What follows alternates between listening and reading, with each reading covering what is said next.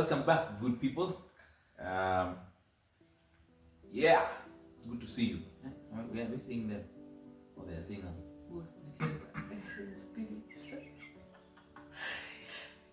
Niko na tabia ya kuambia watu it's good to see them. But welcome back. Thank you very much for your continued support. And here I have a question that we're going to discuss. Surprise question. Ready? Surprise. You ready? So, what? What is your understanding of love? That is nice. It's such a nice question. Let me see. It's the wrong question.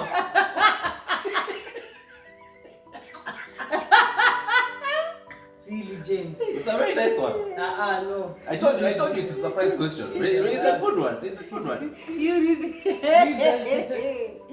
the question. Achana na hii kitu hiki. Sasa tutaanza kujibu nini?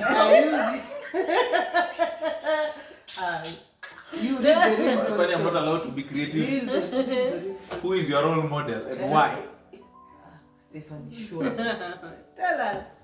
But, Tell us. who is Or rather, who do you look up to and why? you want me to start? Yeah, you have the question. Who is your role model? and Or why? who do you look up to? Not necessarily a role model, just looking up to.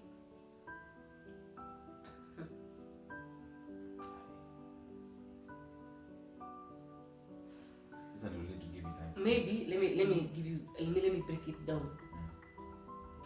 Looking up to career-wise. Because I You feel tell like us I yours. I feel like I don't have one. I say I can mention one particularly. See, that's it. You know, you can mention them and you tell us why you look up to them. You know, probably there are areas. There's their line of quote unquote duty. Career that probably you resonate with.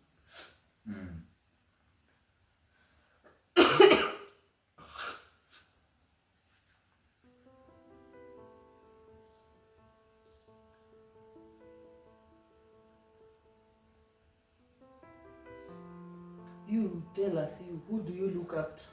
Who is your role I'm model? not talking until Jemo talks. Mimi, my role model, Mother Mary. Mary, the mother of Jesus. I look up to her because of what she went through. Because of what she went through as a mother and as a wife, you know, as a wife, and generally just as a young girl. You know, she went through. She was very young. Yeah, she was young when she was given the message of her being full of grace, you know. And you can imagine how shocked she was. And sometimes that's how life is. There are some responsibilities that just come away, you know.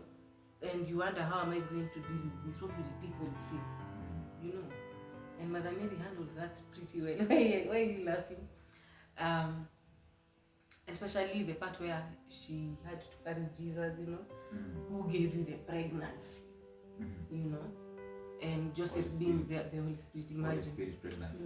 And then Joseph just being there with her. Whether he wanted to help her, the angel of the Lord comes and tells him, "Where usihepe." This is a divine intervention, you know.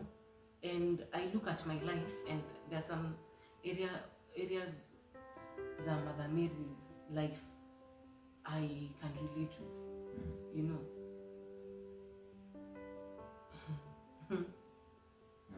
You know, yeah. And you know, just seeing your child grow and then eventually anakuwa the sacrificial lamb. And I tell myself sometimes when I feel burdened as a parent, there is a woman that has been through all that. And that's why she's the only woman that is full of grace. This thing of people telling women, you are full of grace, they are not. It is only one woman who's full of grace. This thing of, because someone has anointing, carries oil, and they are ladies, and you tell them, oh, woman of God, you are full of grace. No, they are not. people say that. Yeah, you don't know, you haven't heard it out there. No. Because I don't know, it is also the doctrine. People have different doctrines. Strange. And it's very strange because there's no woman on earth or who has ever lived that is full of grace as much as Mother Mary is. And sometimes when I feel like I'm truly at a place where I just feel depressed, I run to Mother Mary, I take the rosary and I recite it. Sometimes I can't get through the first decade without tearing down and just telling God and just asking Mother Mary to intercede for me, and to share her graces with me. Yeah. Yeah. So that's one. Mother Mary, when it comes to the spiritual aspect of just being a woman that is after virtue. Yeah. Yeah. Then number two, another person I look up to, of course, is my mother. I love her. I respect her. She's my friend. I'm her friend. Even if she's my friend because she has no choice. And I really respect my mother because of what she has been through in life as a child and as an adult. And she's a very beautiful example in our family, and in her family as well. Anybody who has met my mother, definitely you have had a beautiful experience with her. Unless maybe you haven't, which Okay. it is okay. But for Happens. me, yeah, it happens. For me, I really look up to my mother. Of course, there are some things they can't want to be like her because they can't. That's not what God has. That's not how God has shaped me to be. Because there are some things she has or she does, and I feel like I cannot do that. But there are some areas of her life that are very beautiful, and I don't know why I should go to another woman when I have had a very beautiful example. I even tell people, I tell my mother, Aki, if you would be able to be my Miss Mamisi, my best what? Lady. Maid of honor. Maid of honor. I would Tell me take you're you. the best woman. Because Kuna that best is man. Kuna best man. Maid of honor, for me, I would do it. It's just that the church will not allow it. But I will do it because that is how profound she is to me. And I love her. I appreciate her. I try to live my life the way she has also lived her life. Of course, there are some areas I wouldn't want to live it like her because my experiences in life are different. Yeah. And who else do I look up to? There are a few people also I look up to. There are many, but there are a few people I also look up to. But in all honesty, as at now, maybe in the next year or two, I might have other people I look up to. But as at now, I really look up to my mother. Of course, I have siblings and they have qualities that I don't have that I appreciate. And I tell myself, I will try in this area to be like Barbara, to be like Michelle, to be like Alvin. It's normal, to look up to your siblings. And no, it's not normal to look up to your siblings. But there are areas like for Barbara, she's very good with finances. Sometimes I feel like she's even stingy with herself because she's when she plans this and this, she will go by that. Unless there is a surplus somewhere, then she will Or an emergency. bend herself or an emergency. And she's also very generous with herself, her money. Barbara, even when she tells you no, she will use good language. She won't tell you, umeniomba sana pana. She will tell you, imagine, I understand you, but kwa sasa, it's not possible. But, and it also in a following year, but nimesikia. When you least expect, M-Pesa least, you have received, unajua. Yeah, so for me, honestly, apart from Mary, the mother of Jesus, my mother and siblings, of course, I have not actually found people that can match up to my mother as at now. Mm. In all honesty, I am not lying to you. Maybe as I continue growing in my career, then I will have people that I would look at and say, hey, huyu hapa ako hivi na hivi na hivi na hivi. So for me, I just look up to my mom, and there are some little bits and pieces of my life I look up to my siblings, because they have things that I don't have. Their personalities and the way they handle things is different from how I handle things. Yeah. For me, I think I'm on the same boat. Because spiritually,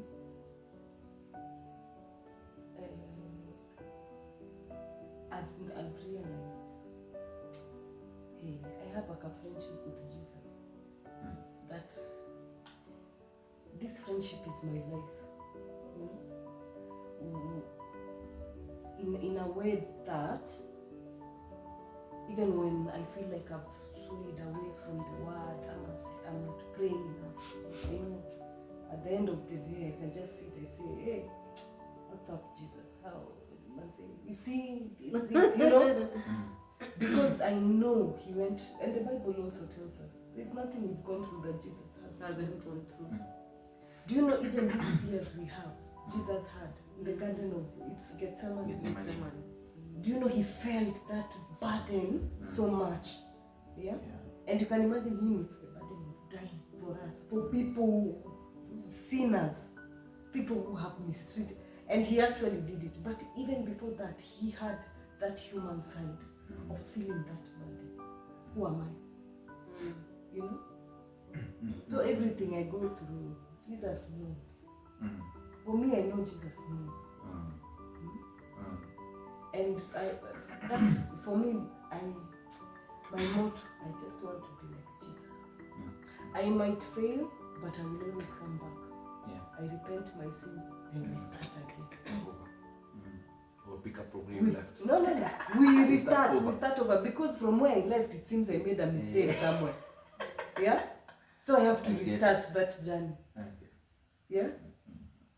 So for me, it actually keeps me sane. It keeps me sane.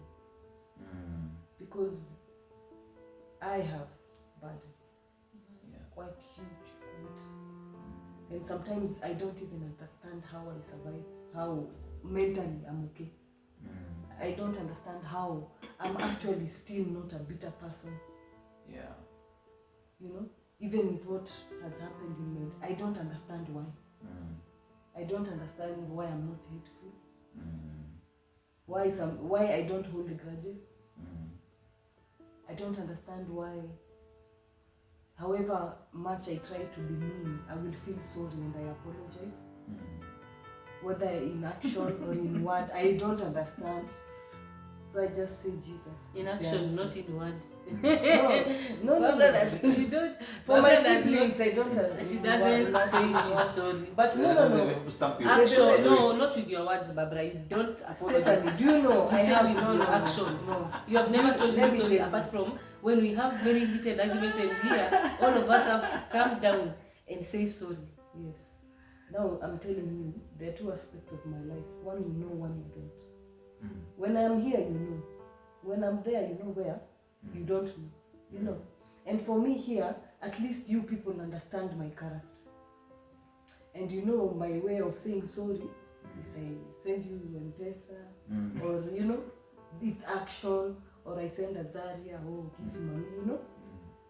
But I'm improving. No, seriously, baby, I'm really improving. Even to my children, I apologize to them, you know. I tell my Jesus, oh, please. He's always my reference. And for me, I see myself, I know I am a sinner. I am a sinner and I need this Jesus. So for me, that is, Jesus is who keeps me sane. Yeah?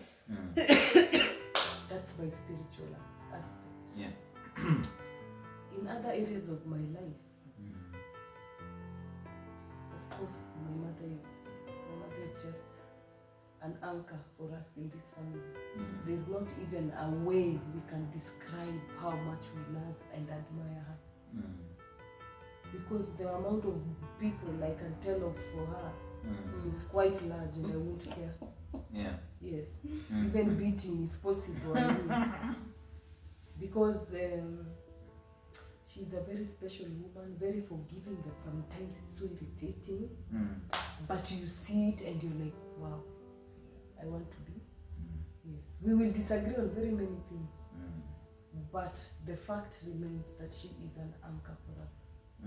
She is a good example of what to do and also what not to do. Because she is human as well. She made mistakes. And we learn from the people who precede us. Hey, who else? When I think about my career, I don't want to sound proud, but what I have learned in my career is what is on the outward, is not what is actually happening. You might see, oh, there's a CEO, they're doing good, but sometimes you find that this person does not treat people well. This person, by the time they climb the ladder, they have stepped on so many people who deserve it more than them. So I refrain myself from having a specific person. So I just collect characteristics and I learn from them.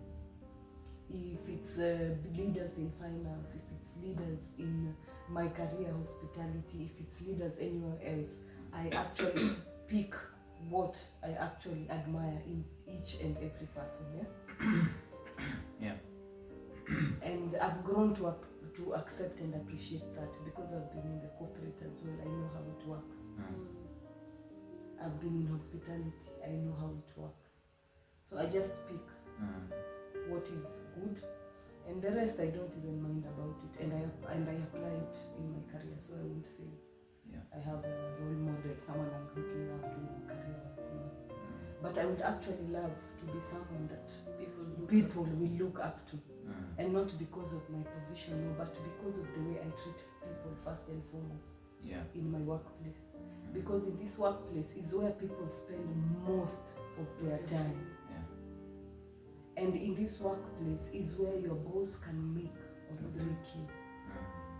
I do not want to be someone who breaks people. I want to make people so that even when they walk and go somewhere else, I have made an impact in their life.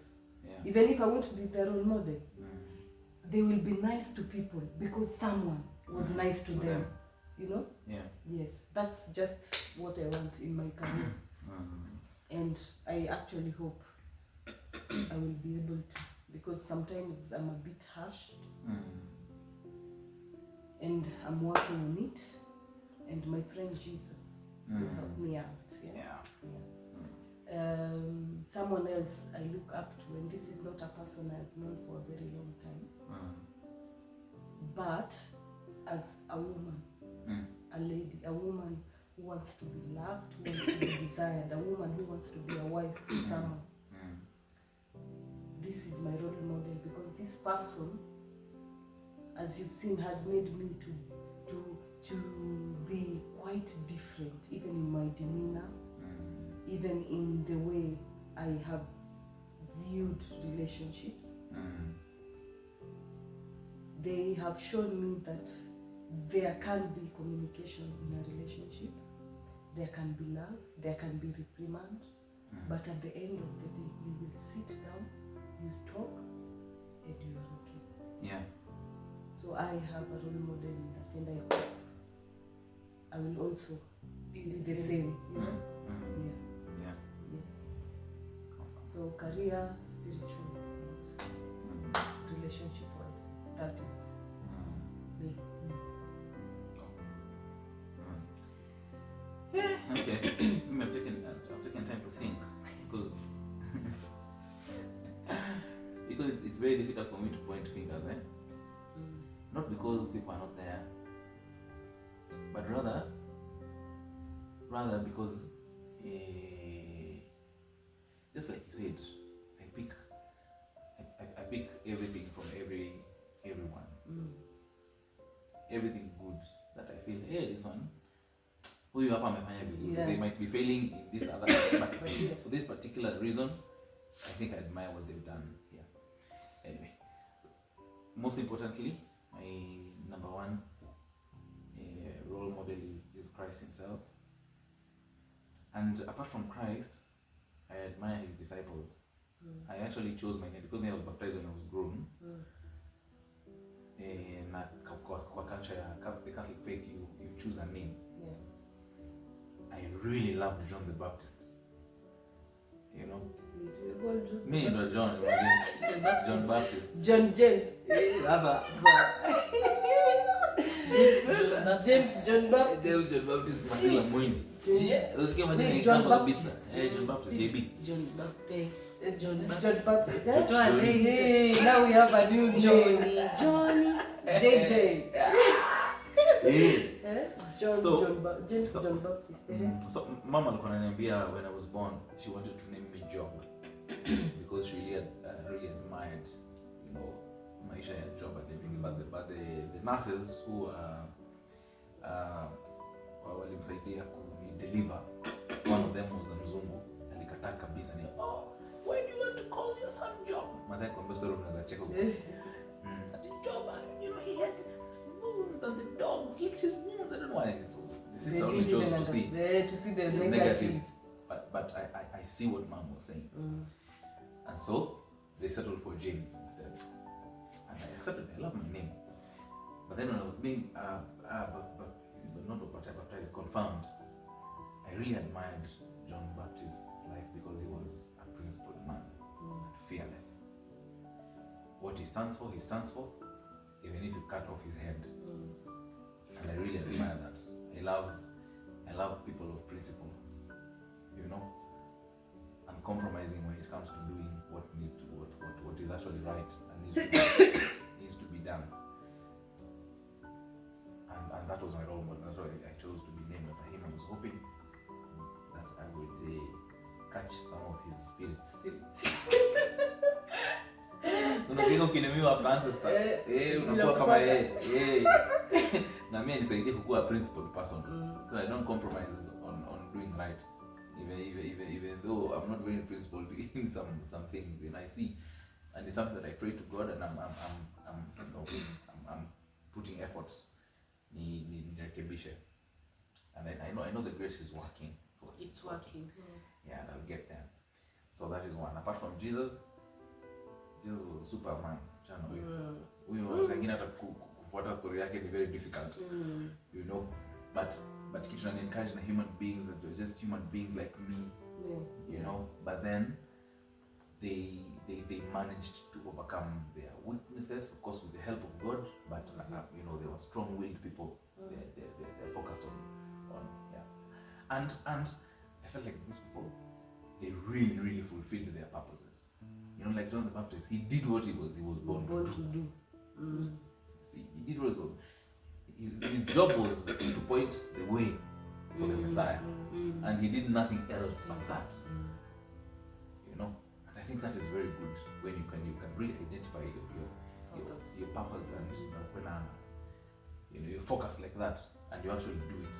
You know, and at the end of the day, if you die for that, then you die for a good cause. Yeah. And your life is meaningful, and people will talk about it for generations. You live louder, let me say the for lack of a better word, after your death. I think that is awesome. Yeah. So that is one. Also, this one now is very general, but I really admire men who have managed to keep their families together and to balance work and family life. Hey. There are places you go. There's who was that? Where was I? I'm trying to remember. Not Tanzania, but I'll come to that. I don't remember where exactly, but a priest was. I don't know if it was preaching or we were just talking. I'm trying to remember the scenario. But until you bury someone, usiwahi sema they were a good person. And even after you bury them, wait for a week, 2 weeks. Uone kama kuna watu wanatokea wakisema afukuliwe watoe DNA. You see, and I was getting what you were saying. Being able to command honor from I mean not so much outside people because they don't have an experience of me Of you. on the daily. You see, I know watu wanafikiria tu. But my wife and my children, those ones know me. And if they can stand and testify that I was an honorable man, then I think that would be something. That is something I live for and I would die for. I think that is the most important thing. And I really admire people who unaona admiration from their, like the event we were at the other day. You know, even the wife stands and the way they talk about their husband. Wait. Na haikai uongo. You know, and even the children. And you can see because of the way the children have been brought up. You know, and you can see the image of their father in the children. And I think that is very special. So I have great admiration for people, men who have managed to do that. They are active in their spiritual lives, so they are active members of the church. They are impactful in the community, but also they are faithful husbands and good fathers. Yeah. I think that one is very important for me. And anyone who does that, then I have great admiration for, and I can definitely take advice from. Hivyo. To narrow down, I have a few people that have been very instrumental in my worship. One, my father. My father had his own weaknesses, but majorly, Noma. The guy was, God rest his soul in peace. But I admired his courage. He was also a very principled man. He was going to find a job for government, but he never took one bribe. Never, ever. Yeye ndo alitengeneza settlement nyingi za kwenu Kakamega, kuleza nyuko na Mpeketoni. So Mpeketoni settlement was begun by my dad. And so the story goes that after he had finished that, alikwenda kukaa na ilikuwa Kenyatta. Akamuuliza sasa mzee, wewe umejichukulia ngapi? Umejichukulia eka ngapi? Kwa hizo nini hapo? And mzee had not taken even one for himself. What he was told to do, he did. To the land, he presented records. And so mzee was very impressed. And he gave him some very serious beach plots as a reward, you know, for his faithfulness. And he used to stand up for the poor. To me, remember, before he died, his slogan was service to man is service to God. And we only die once. And there are several times that his life was threatened because alikuwa anapambana na cartels wa kuiba mashamba na kufrustrate, kunyanyasa watu wa settlement and all that. He was like that. So one time they beat him up really bad and they thought he would die. So they carried him and threw him. Well, they organized thugs and they threw him in a dam. Ilikuwa karibu na nyumbani. Good thing kwa sababu ya his military training and all that. He swam out. I think maji ilimfanya akaamka. And he swam out and crawled home. He was battered. Okay. But yeah, with time, Dad, you die. So just leave these people alone. Kwani hakuna watu wengine wanaweza wapigania? He says service to man is service to God. And we only die. Kwani nitakufa mara ngapi? Sitakufa alafu nikufe tena. Wakiniua nimekufa mara moja. That was it. And you see that kind of leadership, and courage, and focus. It speaks a lot, especially to the sons, you know, to the men. It's everything. You know, it gives you the courage to go out there and conquer the world, to fight for what you no one could touch us. No one could touch. Huwezi shika familia father ya kuchape mwenyewe. Lakini si mwingine kuchape. You don't. Who are you? This is my wife and these are my children. Yeah, I'm Vurugi. But no one else could do that. And I thought that was very nice. You know, that was very nice. Yeah, to protect your own. No matter what. And so I really admired him. I really admired that he was very learned, very intelligent, and not afraid to speak his mind. He was no respecter of persons. great admiration for my mom as well, because of everything that she's been through, the example that she's set for us. Okay, maybe one day, I don't know. I don't feel very like I should give her story. Mostly because I've not consulted her. Maybe siku moja nikimuuliza maya mwenyewe akuje kwa one of the episodes aongee, and then you will see what I'm saying. But those, I think she is a living saint, even with her weaknesses, the things she has done, the examples she has set, the things she has persevered. Kwa hii generation ni ngumu sana kupata wives wa hiyo caliber. It's next to impossible. So when you get one, you hold on and you protect your life's blood. That I really admire our firstborn son. I think that not son, brother. He's not my son, he's my brother. He's the most generous, selfless. Na mimi ninapanga Mungu sana. Anibariki vile ninatamani, you know, and I do something for him, you know, I do something significant for him. I don't know what, but that is my prayer, because that guy has lived, you know, I don't know how to put this. He has not had a life of his own. He has lived for us. Yes, he has lived for us. And the example that he has set inatusaidia sisi learn how to live with each other at home because of his generosity. And I'm not even talking just about money, but life generally, putting his life down for the family. Even foregoing opportunities that he would have taken, because he wants to tag us along, so he doesn't leave anybody behind. And I've seen him sometimes suffer loss, you know, because he was trying to help. But that is his heart. He's a pure soul. I love him to death, and I pray that Mungu aendelee kumbariki na atusaidie na sisi tukue na moyo wa aina hiyo. So many comment umati mkubwa, but that is that. I have a few friends that I don't feel very comfortable with. I have a family man in Tanzania that is an amazing man. One day tutapiga trip, you'll meet him. He's a good guy. And also a priest friend, alikuwa Kenya akahama, siku hizi ako Philippines, sitamtaja jina, anajijua. Huyo ni best day, ni mfiti, ni so nice, and he really encourages me in matters of faith and in the way he lives his life and you know, values his vocation, and so on and so forth. Lastly, but not least, I really admire this one, Adaji. She's blushing. You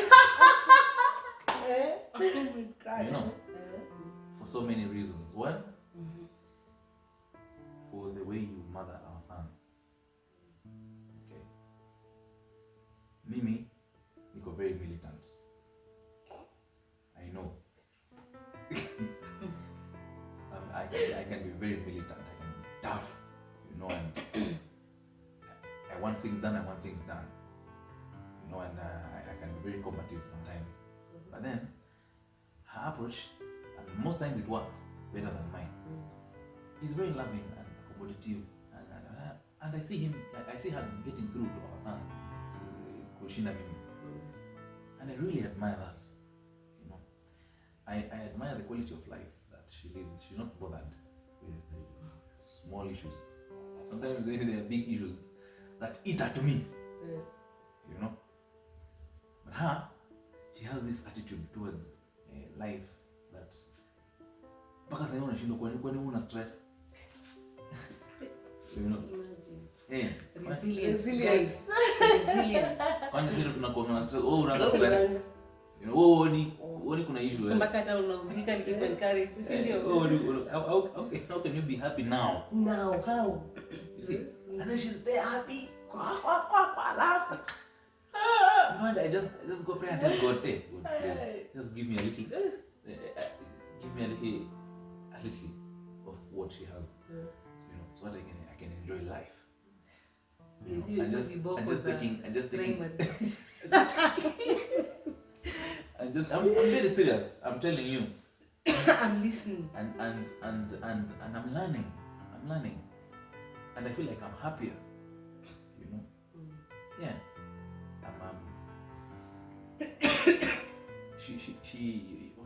You have made me a better person in so many ways. And you've really helped me with my communication and my ability to stand up for myself and to express my disappointments, but also my joys. Okay, just to talk and feel safe that I can say what I feel I have to say, and I'm not afraid, to do that. And I really admire the fact that you would even ride and die. Mtapigana kwanza, baadaye alafu mkuje muulizane whether tulikuwa tunapigania nini. Sasa mmeshapiga mtu. It's almost how would I call it? Unquestionable loyalty. You know. Nani amesumbua Jemo? Tuvuruge yeye kwanza. Alafu ndio kuja niulize by the way mtu amefanya. You know, and that is very special. Yeah.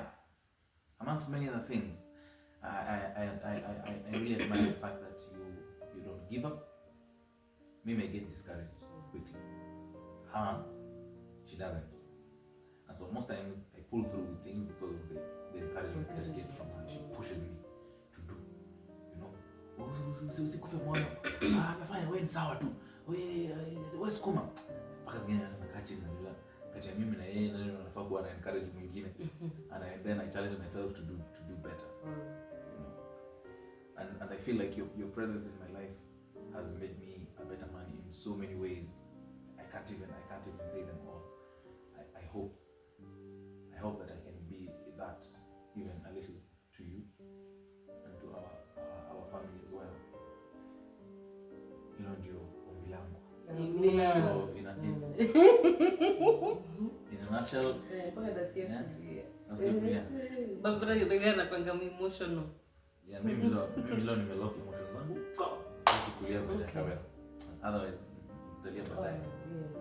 But it's true. She knows mali tumetoka and who I was when we met and the vice versa now, and vice versa of course. And I thank God for you. Amen. Thank you for the appreciation. Kama uko appreciate sana. I tell you, hata kama utaki kusikia, this guy, I tell him, even when he feels, sometimes Jimo can get so discouraged. Mpaka hataki kusikia encouragement. You know, like, but Stephen, unajua ni ukweli, you give encouragement to people kabisa, which is it's a very for special, me, I feel it's a very gift. special gift.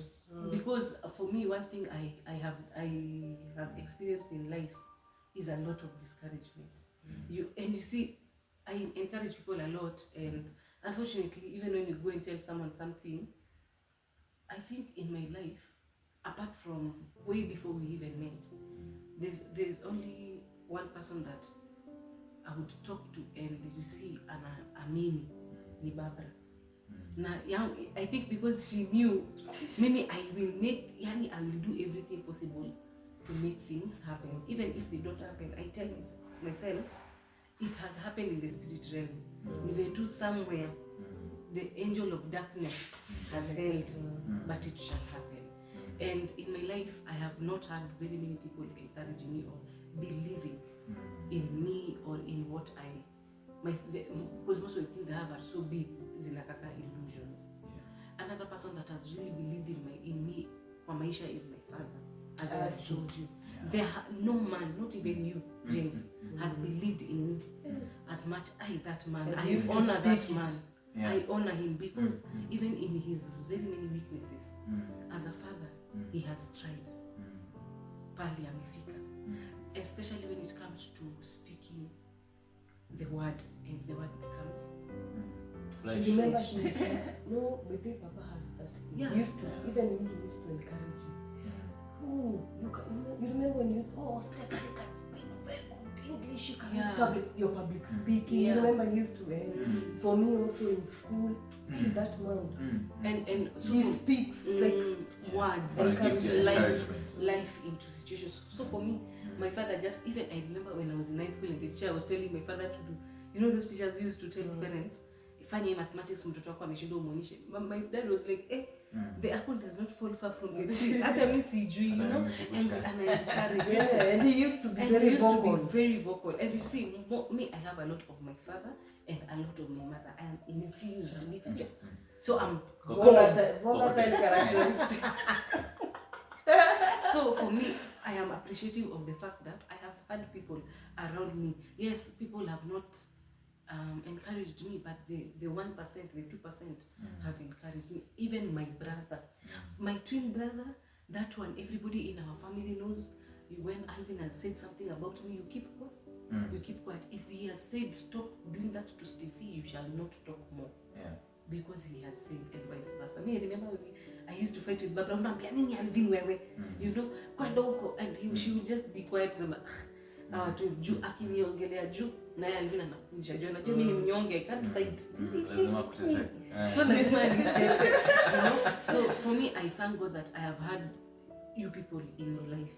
You know, and it is a blessing to have each other and be able to sit down, create videos, talk to each other, fight and reconcile. Because very many people, there are friends of mine who I ask and they don't even talk to their siblings. They don't even know how their siblings are doing. So for anybody out there, when you can sit down with your family members like we have sat down on this episode and just spoken our truths to you, be grateful. Yeah. Because God has something powerful going on in your life. That sister of yours, when the Lord decides to take that sister, is when you will wish, I wish she was there for me to fight. Yeah. At least she's there to listen to you, even if she abuses you. She is your sister. Yeah. So at the end of the day, I hope all of you out there have someone who you are looking up to. It might not be a parent, which is okay, and we understand. But at least have someone that you look up to, so that they give you hope for tomorrow, so that you can at least be resilient, so that you can at least strive to live the life worth of your call. Yeah. I think, is there anything else before we end this episode? No. I think most importantly, we strive to be people who will be looked up to. Yes, yeah. Exactly. Good example. Most importantly. Yeah. That is our prayer. Yeah. In Jesus' name. Till next time. Bye.